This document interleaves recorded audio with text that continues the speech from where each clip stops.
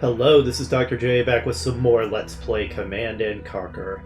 We are going onward to GDI Mission 10, and after that we're going to be back with Nod for a little while. I'm going to see if I can do both variations of this mission in a single video and keep it under an hour. I don't have to keep them under an hour for any kind of technical reason. I just think it's generally good to keep videos from going too long, but we'll see. Attention. Stand by for Tiberium Dangers Update.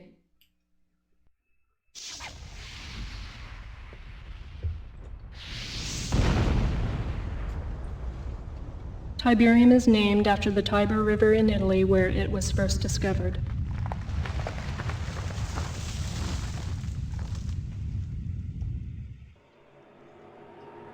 There are now more than 200 areas of the Earth affected by Tiberium deposits. Tiberium appears to be spreading by means of conveyance unknown.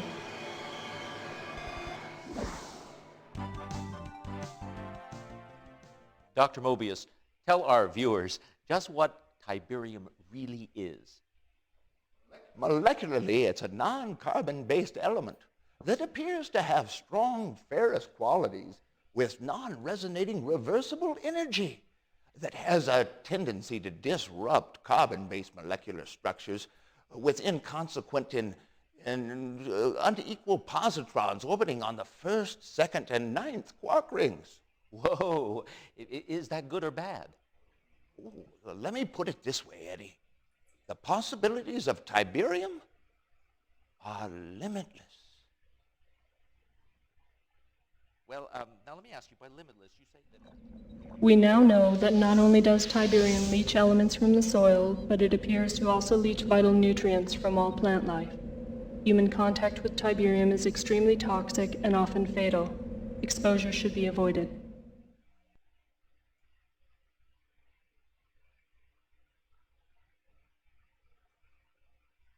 Commander, you've been hustled. The UN wasn't against me. Not all of them, at least. But we had to play that little game to lull Kane into a false sense of security. I've unlocked some new UN funding. It should help take care of this madman for good. Morelli, we got some new toys for you. You've read the classified briefings about Orca, and here she is. I need you and Morelli to take a couple of these babies up and put them through the mill. Concentrate on a radius of 50 miles around Trieste, Slovenia, and see what you can scout up.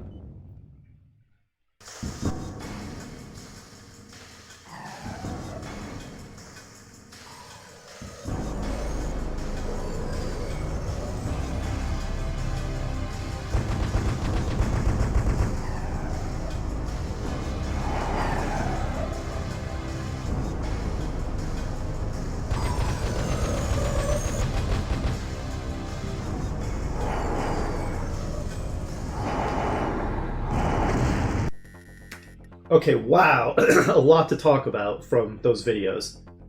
First of all, that is an extremely cool cutscene of the Orca flying through that canyon, dodging anti-aircraft fire, and then blowing up that base. Secondly, pretty cool video, kind of increasing the tension around Tiberium, its uncontrolled spread, its toxicity. Absolutely incredible portrayal of Dr. Mobius. That guy's just hilarious. I love that. Now, as for the actual briefing, so our UN funding has been restored. As the text version of the mission briefing reinforces, UN funding has been reestablished, and so we have been able to finish development of an Orca. Now, General Shepard said it was some kind of ruse to quote-unquote lull Kane into a false sense of security. This is a part of the plot that makes absolutely no sense. I mean, it was clearly not a hoax that our funding had been cut. We had entire bases that were cut off.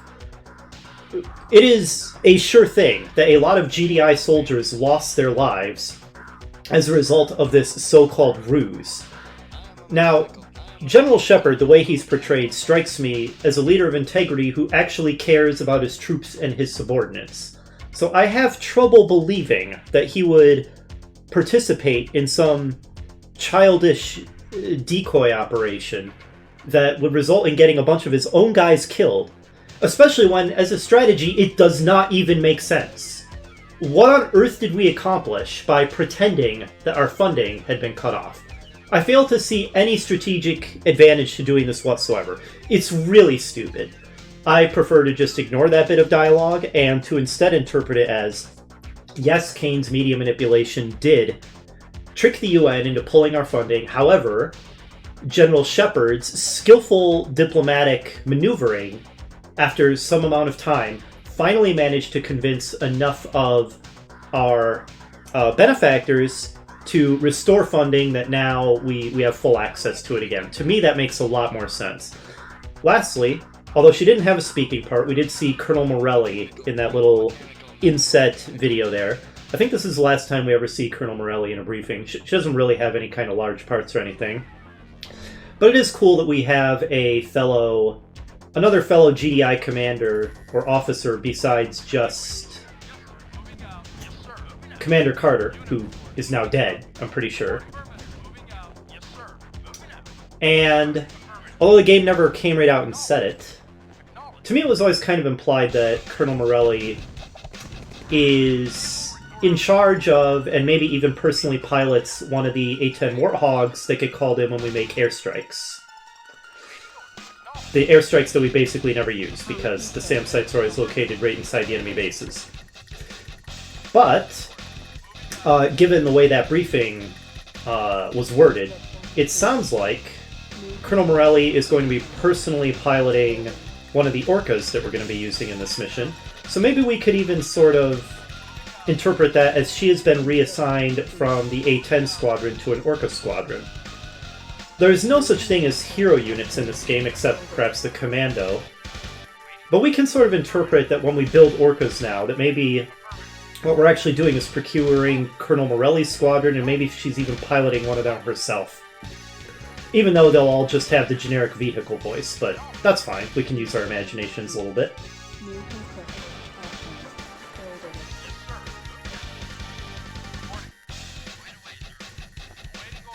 Now, the two variants of this mission, this is the easier one because we have access to a reasonable amount of Tiberium. In the other variant, we're going to have very little Tiberium available to us, and that's going to make it quite a bit trickier.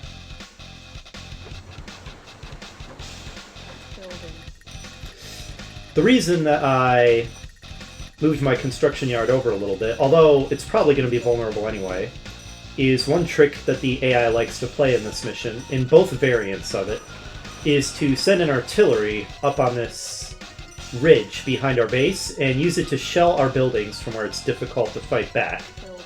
That and the gun turrets that we'll see scattered all over the place kind of try to provoke us into building orcas. Now, I like orcas, so I'm more than happy to build them, but I'm glad that the map is designed in such a way that building them is also just tactically a good idea. Compared to all the units you would have to burn through and all the time that it would take to get through all the gun turrets with ground forces, it's arguably cheaper and easier to just buy a couple of orcas and take out the turrets that way. Especially because, since the enemy doesn't start repairing the turrets right away, you can actually get by with just buying 2 orcas, send in 1 orca to soften a turret up, and then send both of them in for the second sortie to finish the turret off.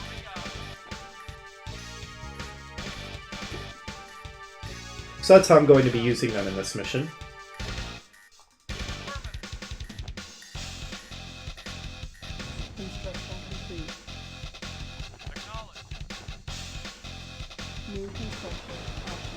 Enemy has been pretty passive so far. We only had to deal with 1 small infantry attack, and we had more than enough defensive forces that we started off with to deal with that. As I said, they will make an artillery strike from the ridgeline, which is why I parked my tanks there, just in case they make the attack before I have orcas ready to take out the artillery. My Humvee scouts are taking a lot of damage. Oh, one of them's down. But they are uncovering a lot of turrets for us, targets for our orcas that we're going to be getting. Okay, that's it for our scouts.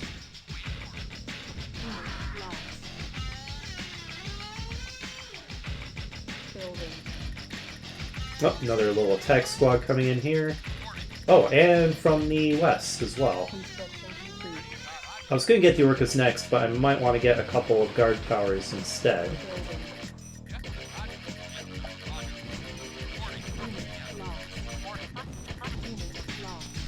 Okay, so the enemy finally got active.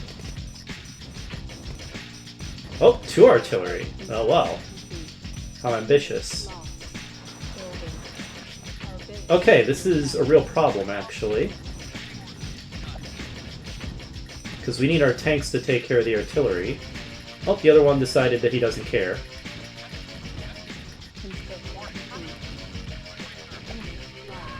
Okay, hopefully that will defend our base from any more infantry attacks from either side. Now let's get some Orcas and start taking out all these turrets.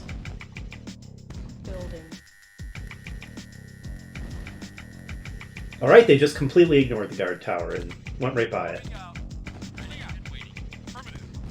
Those guys did too. Okay, this is going great. Alright, the guard tower managed to pick off one guy at least.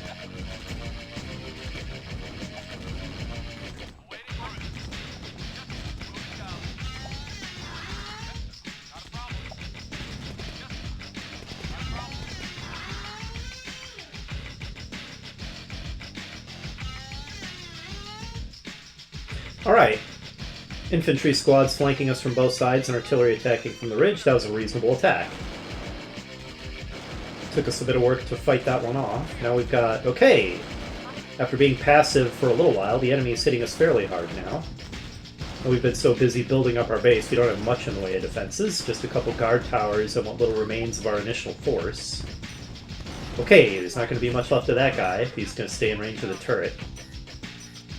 Come on now. Okay. Now, like I said, the Orcas all just have the generic vehicle voice, but we can imagine that one of them is piloted by Colonel Morellian, that it's her squadron that we are procuring here. Yes, sir. Just for a nice little bit of flavor, role-playing. Yes, sir. Moving out. So you notice after a single Orca sortie, we get its hit points down by a little over a third, and it's not being repaired yet. Once we have 2 of them, 2 at once will be enough to finish it off, even if it's under repair. So you only need 2 to take out the turrets in this mission. Yes, sir. Moving out. Affirmative. While we're waiting, I guess I'll discuss that. I think that the story in this game is really well done. If it had basically just been a generic, hey, here's US-led coalition forces, here's an international terrorist organization, they're fighting with each other, to me that wouldn't have been very interesting. That would have been too dry, it would have been kind of boring. But it's spiced up in a number of ways. One is, although we haven't seen much of him yet, actually he's only contacted us personally as a GDI commander so far, Kane, the leader of the Brotherhood of Nod, is a fantastic character. Especially with the subtle implications that he is very, very, very old. Like, much older than any normal human being should be able to be. So there's kind of a suggestion that he might even be like the biblical Cain, which that's really mysterious and weird and cool. And there's like not really any explanation for that. Like, what the heck? Why is there this random, supernaturally immortal guy in this otherwise relatively ordinary seeming setting? It's really cool. I really like that. The Brotherhood of Nod in general being an ancient and secret society that's supposedly thousands of years old makes it a lot more interesting than if it were just some generic terrorist organization.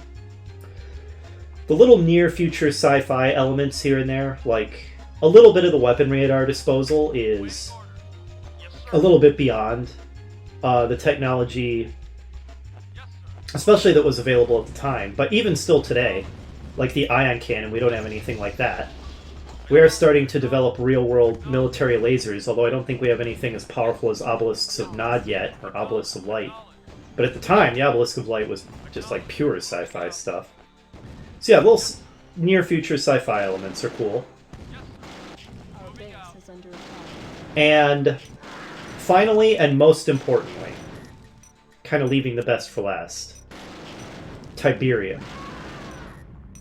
Tiberium is an absolutely critical element to spice up the story and add a lot of mystery and interest to it.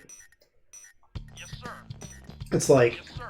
it is partly an almost miraculous resource, like a practically limitless source of power. Apparently we can build all kinds of things out of it. Its exact properties for its industrial use aren't all fully spelled out, but clearly it is useful for all kinds of things. Like I said, basically a miracle resource. But it's also a source of ecological disaster. It is poisonous to not only humans, but basically all Earth-based life. And it spreads like crazy through a means of conveyance unknown, as Eva explained to us. And to any players who are paying any kind of attention and know anything about sci-fi, there's clearly the implication, or at least the possibility, that maybe Tiberium was sent to Earth in order to terraform it by some alien race. But it's an alien race that is only ever subtly implied in this game. Now granted, it shows up later in the series, and to be honest, I was actually kind of disappointed in the Scrim when they showed up. If anything, the fact that they were ever explicitly shown at all pretty much completely took away from their mystery to me.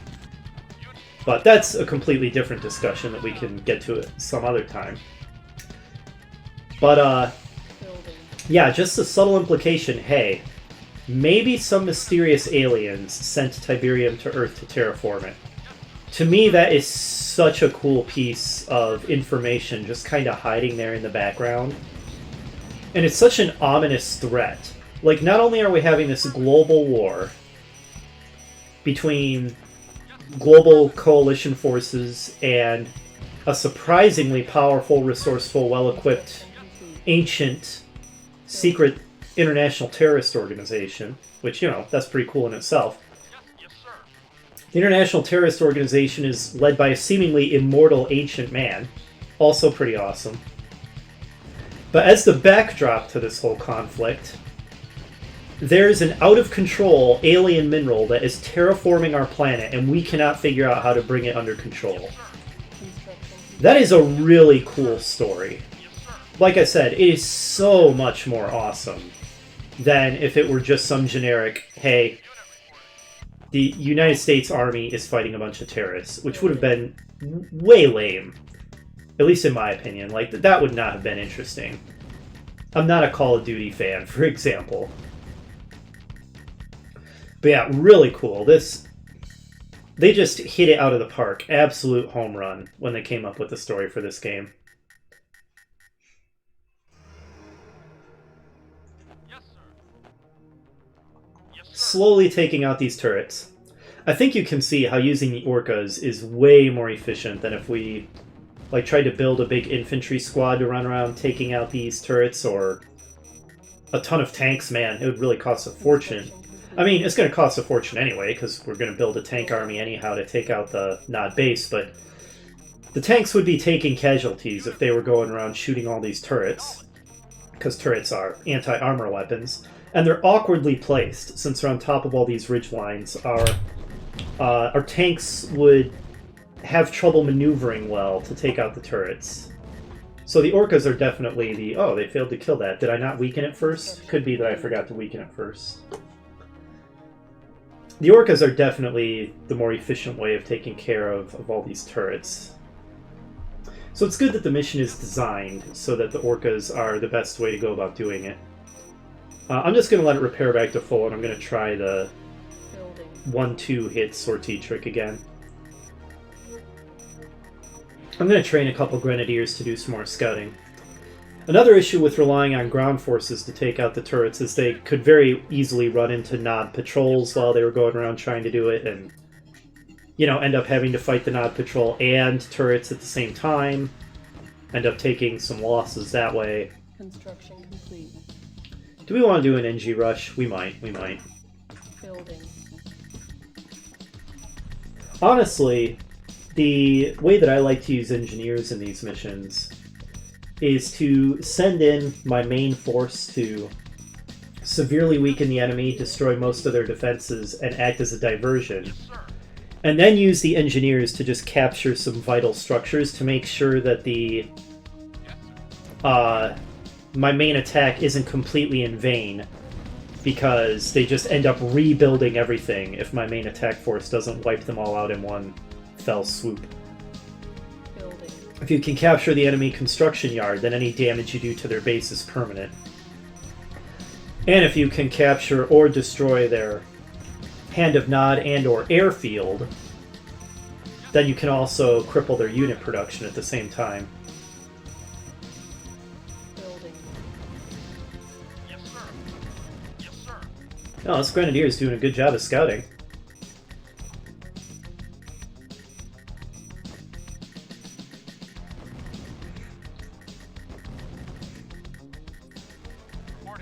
Some people really dislike the way air units work in these old CNC games.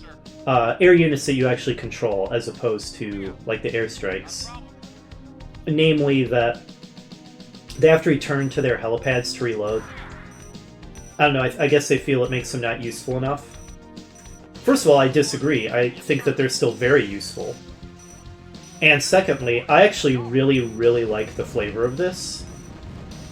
Because it makes sense that they have limited ammo. They can't just hover there firing rockets forever. They should have to return to base in order to rearm between sorties. Now I can just hear some of you, I don't know how many people will end up watching this video, but some of you watching this video might be objecting. Well, that's true for every single unit in our arsenal. The ground units as well shouldn't just have infinite ammunition. Which is true, but... what? Oh, okay. I was gonna say, is my Grenadier just unilaterally torching the civilian village? But no, he's engaged in battle with a Nod soldier, so fair enough. And it's true enough that, Complete. yeah, our ground units shouldn't have infinite ammo either, but to me, Building. it's easier to justify that as, well, there's just... You know, the game is abstracting away the supply lines. Our soldiers and our tanks and stuff really are being rearmed. It's just that the game doesn't have that level of detail, and it's not bothering itself with those low-level details. But to me, that excuse doesn't work as well for air units. Because Construction complete. it's not like there can just be some kind of Building. Locked. aerial freighter rearming them in midair. Like, that doesn't really make sense. Oops, not delete mission. Game controls. Let's do radio. So, I like that the air units you control, the helicopters, well, Orcas are not a helicopter. They are a vertical takeoff and landing, I don't know, some kind of jet craft. But anyway, the air units you directly control actually have to return to their pads to rearm. I like it. I think that the flavor is correct. It feels right. And that's really dumb when you have air units that can just hover and fire infinitely. I don't know. I don't like the feel of that. I also like how there's this dichotomy between the airstrikes you can call in with the A-10 Warthogs that you don't control directly, and then the vertical takeoff and landing craft that you can build and do control directly. I can't entirely articulate why exactly, but to me that just... I really like the way that feels. It feels right. I know that's very vague, but I just feel like the way this game handled air units was spot on. It didn't need to be changed. Like, they got it right the first time, in my opinion. Yes, sir. Moving out. Yes, sir. Moving out. They work this way in Red Alert as well, and in Tiberian Sun, although in Tiberian Sun I don't think you have any called-in airstrikes that you don't control directly. You have other similar super weapon powers like the hunter-killer drones. And then in future Command & Conquer games beyond those, they started kind of throwing away this concept, and there actually are some air units that can just fire infinitely, and I don't like that as much.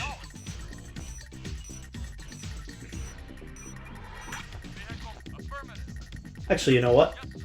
Why get our tanks even scratched when we can send in our Orca squad to take out that light tank for us. Go to it, Colonel Morelli.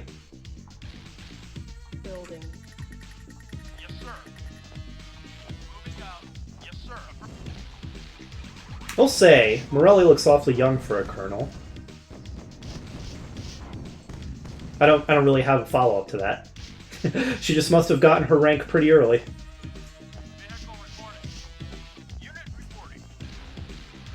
Oh boy, I've got quite a few different control groups I'm trying to coordinate here. Vehicle reporting. Affirmative. Vehicle Alright, one more sortie will easily take out acknowledged. the tank. It's on a sliver of hit points. Yes, sir. Moving out. Vehicle reporting. Yes, sir. Moving out. Unit Nice shot, guys. Building. waiting order. Alright, we've got our anti-infantry squad, we've got our main tank force, Awaiting order. we've got engineers ready to go. I'd say we're ready to go knocking on the Nod base and take it out. The enemy base is protected by SAM sites, so I don't think our orcas have much else to do in this fight. Then there's this thing. Now, in the remaster, they really made this graphic a lot higher resolution, and it basically just looks like a crashed orca, or something very similar to a crashed orca. Back in the day, this thing looks a lot more like a spaceship, which also kind of fueled speculation at the time about, you know, aliens possibly having sent Tiberium to Earth to terraform it, and maybe they had already been here, and like this was a crashed spaceship of theirs, this graphic. So this also added an aura of mystery to everything. I don't know if that was intentional, and the remaster just retconned it into like a crashed normal aircraft, or if it was just a complete accident on the part of the designers that this thing ended up looking like a spaceship and fueling all that speculation. No idea. Okay, there's the enemy obelisk. We need to take that thing out. We're going to take heavy losses doing it. Especially because it's behind a wall. We have to blast through the wall first. Building. Unit lost. Okay, anti-infantry squad, go to it. Construction. Okay, we got their obelisk. Yes, yes, sir. Waiting acknowledged. Unit lost. I'm going to park somebody right on top of that space so that the enemy doesn't rebuild the obelisk. Because they're not smart enough to rebuild structures anywhere except where they were originally placed. Ready and waiting. Not a problem. Okay, our anti-obelisk placeholder is about to die. Let's put a replacement in. If we could take out that SAM site, we could call in the orcas for more assistance, but boy, the obelisk really did a number on our attack force. Okay, and there's a bunch of enemy vehicles. I don't think our attack force was enough after all. Our only hope now is that the engineer rush is going to take out some vital structures. So we need to start building a follow-up. Go guys, go, go, go. Alright, good. At least their obelisk is gone forever. And if we can also get this. Okay, good. This is going well. Building. Let's sell off their construction yard. Construction complete. Alright, now we've got a foothold in their base. All they can build now are infantry. Moving out. Ready and waiting. Yes, sir. Now, they do have quite a few vehicles running around.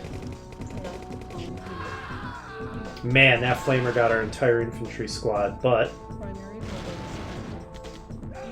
Oops.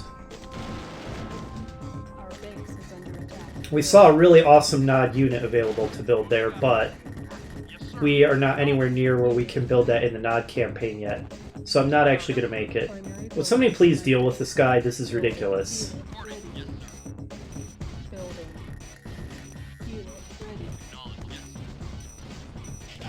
Unreal, guys.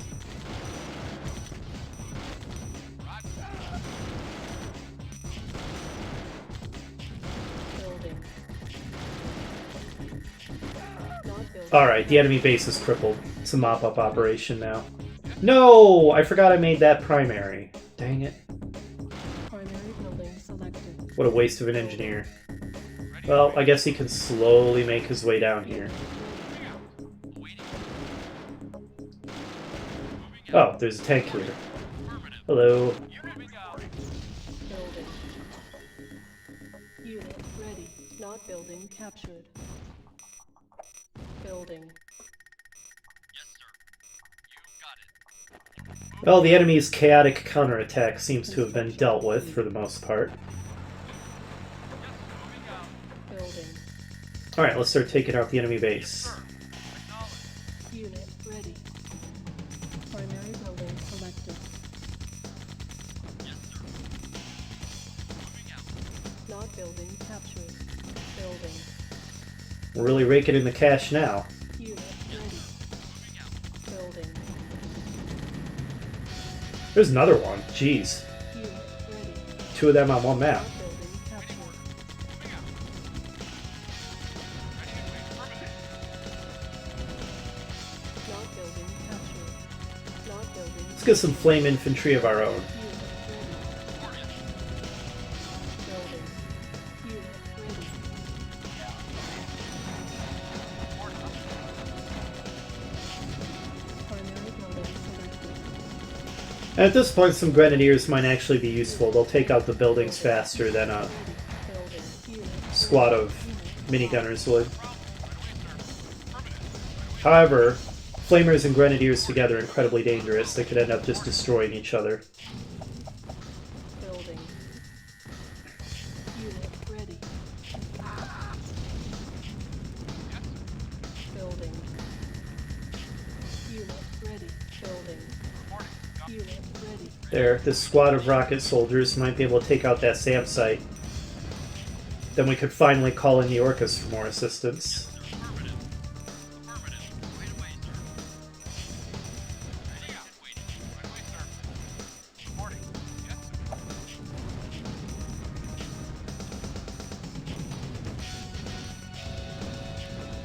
Of course, at this point, we don't need it.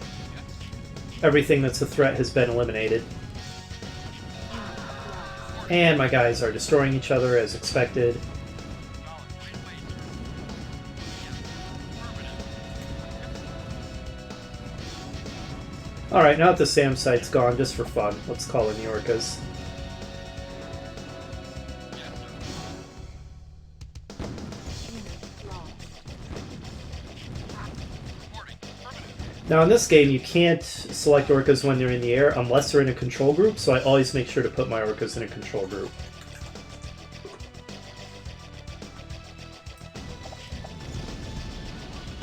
Well, still something else somewhere on the map, it appears. Where?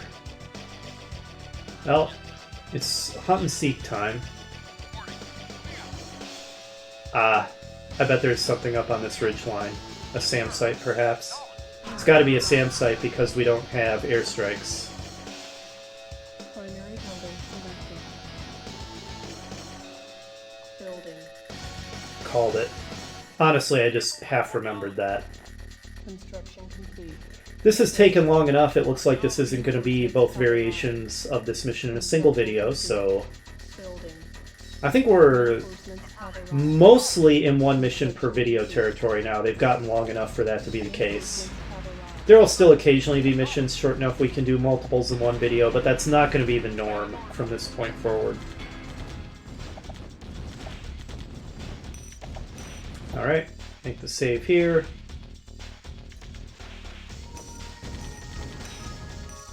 Ah, for crying out loud, a infantry survived. Kill him, please.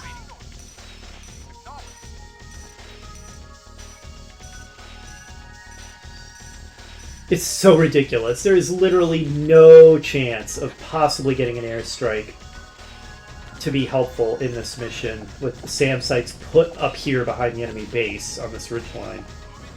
It's not really a big deal because you can build Orcas, and you're very much supposed to build Orcas, so you kind of get the benefit of the air support that way instead of through the normal airstrikes, but still, come on guys, there's no way the airstrikes could possibly be helpful when you place the SAM sites like this. Airstrike mission accomplished.